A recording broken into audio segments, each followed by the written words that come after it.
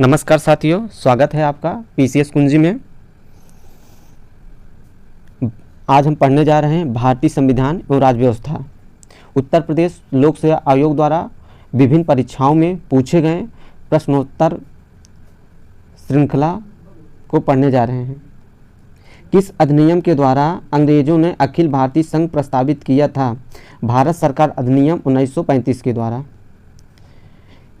इसके द्वारा केंद्र में द्वैध शासन की व्यवस्था की गई। प्रांतों में द्वैध शासन को समाप्त कर प्रांतीय स्वायत्तता की गई।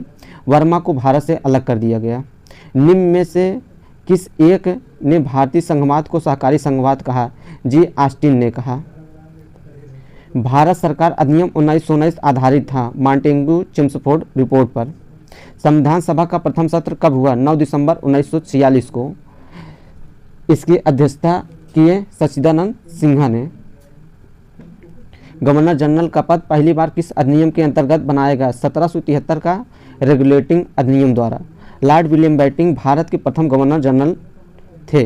किस अधिनियम के द्वारा कलकत्ता में सुप्रीम कोर्ट की स्थापना की गई? रेगुलेटिंग एक्ट 1773 के द्वारा। कलकत्ता में 1774 में एक सर्वोच्च न्यायालय की स्थापना की गई। मार्ले मिंटो सुधार 1909 का प्रमुख प्रावधान कौन नहीं है? केंद्रीय विधान परिषद में निर्वाचित सदस्यों को स्थान नहीं है। केंद्रीय विधान परिषद में निर्वाचित सदस्यों का स्थान नहीं था। निम्नलिखित में से कौन सा अधिनियम ने ब्रिटेन में एक ऐसे नियंत्रण बोर्ड की स्थापना का प्रावधान किया जिसके माध्यम से ब्रिटिश सरकार भारत में ईस्ट इंडिया कंपनी के दीवानी, सैनिक और राजस्व संबंधी सभी मामलों पर पूरी तरह नियंत्रण रख सके?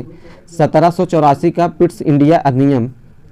इसके तहत बोर्ड ऑफ कंट्रोल नियंत्रण बोर्ड नामक एक नए निकाय का गठन किया गया। ब्रिटिश सरकार के किस अधिनियम ने सबसे पहली बार भारत में शिक्षा के लिए 1 लाख रुपए दिए थे? चार्टर अधिनियम 1813 द्वारा।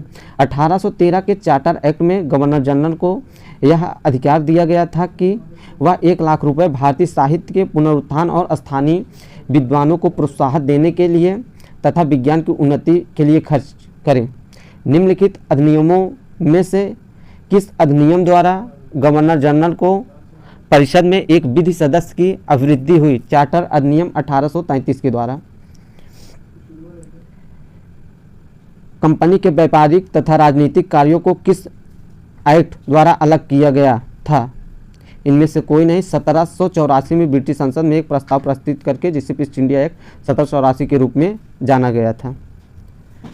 1861 के अधिनियम की प्रमुख विशेषता थी गवर्नर जनरल को आवश्यकता पड़ने पर अध्यादेश जारी करने का अधिकार दिया गया। कानून बनाने की प्रक्रिया में भारतीय प्रतिनिधियों को शामिल करने की शुरुआत हुई। निम्नलिखित में से भारतीय स्वतंत्रताओं का अधिकार पत्र किसे कहा जाता है? महारानी विक्टोरिया 1858 में। लॉर्ड कैनिंग भारत के प्रथम वायसराय थे।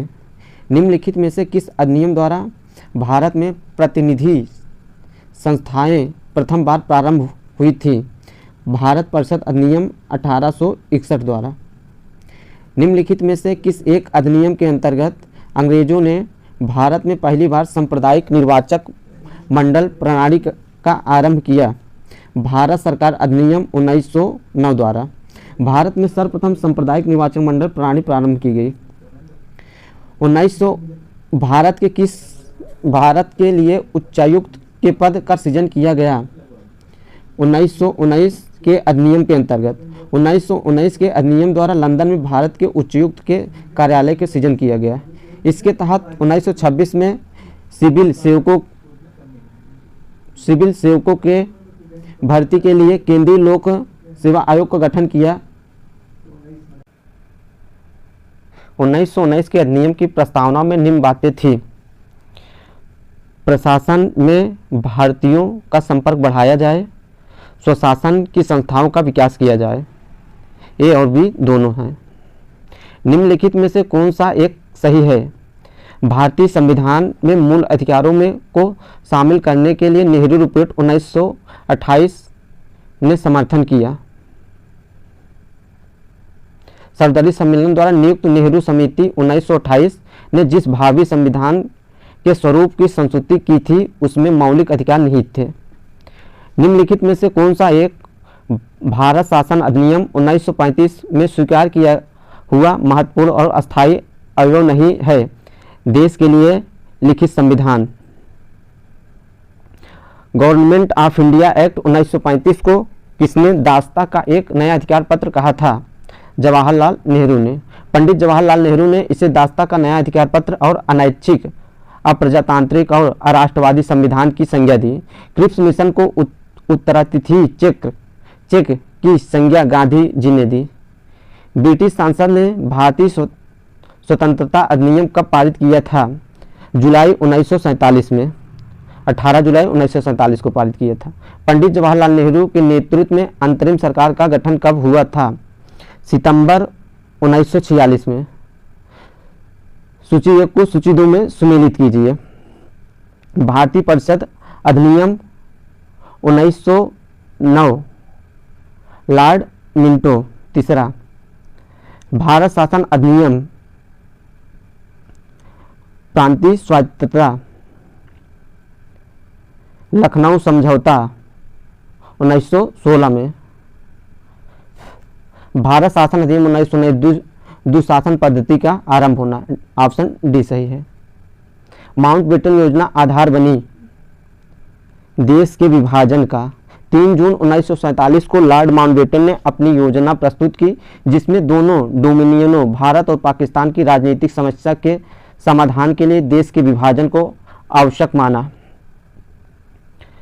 अधिनियम और प्रमुख प्रावधान।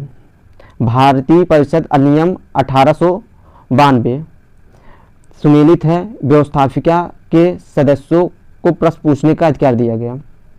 भारतीय परिषद अधिनियम 1909 सुमेलित है। प्रांतीय व्यवस्थापिकाओं में गैर सरकारी बहुमत। भारत सरकार अधिनियम 1919 द्विसदनात्मक केंद्रीय व्यवस्थापिका। भारत सरकार अधिनियम 1935 केंद्र में द्वैत शासन। ऑप्शन बी सही है।